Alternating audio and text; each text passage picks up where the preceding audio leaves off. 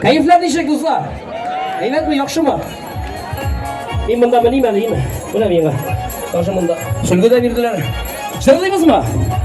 Ha sizin için tamam bir motor şırımda şırılısın ki. Olda olsa әлі көптен төгілгені табадан түшкен жырыбыз достар турында. Сіздің достарыңыз көп ме? Көп ме достарыңыз?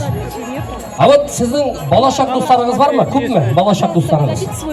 Друзья детства рядом с вами? Бар ма олар? Аралашасыз ма? Звоните, да? Шалтыраташын, хәлләр ничек? Ha? Точно бар ма? Бірәу екеудір енді, ей ме? Мына менің де шулай шул. Болашақ достарым, менің яндағылары шул бірәу екеу генә. Кайсыларыдыр югалдылар, кайсылары инде урыннары жәннәттә булсын. Мәрхүмнәр һәм менә бүгенге көндә дә минем ярымда шушы балачак дусларым бер-ике генә шушы дөньяда матур итеп яшәп аралашып торабыз. Төнге саат 12-дә шалтыратсаң да, төнге 3-тә шалтыратсаң да ярдәмгә килергә генә торалар. Шуңа күрә сезнең дә булсын шундый дусларыгыз, бергә яши торган, бергә гомер итә торган. Өр-яңа җырыбыз Илнат Фархуллин кигенә достыбыз Илнатның җыры һәм инде минем хәләл җибетем Галия Рахман сүзләре язылган Кая калды минем балачак дусларым. Әйдәгез бергәләп алкышларга булса, каясыз сез балачак дусларым!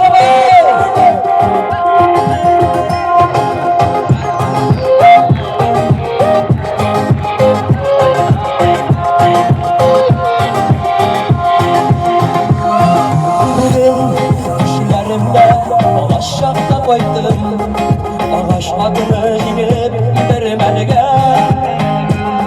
Bu kişilerin bilen şiller tuğu bilgen, bilen fakirler önüne. Hayda hayda yalan ya, şetsunda yürüyen yılları. Hayda kaldı yine şanda yakın, birge oynamızken dostları. Hayda hayda yalan ya, şetsunda yürüyen yılları. Hayda kaldı yine şanda yakın, birge oynamızken dostları. Gitti. Aman hadi, bakalım.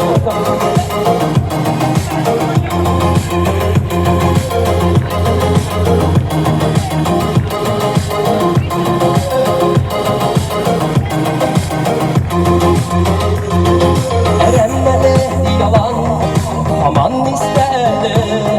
Oyunu idik anda ebekli. Suğanı aşağı köküde idi. Bizge rahat idi şu hatırı. Yalan ya, şetsunda yürüyen yılları. Kayda kaldım yine canla yakın, birge oynamızken dostları. Haydi olmuşlar, dostlarımızla, dostlar için birge.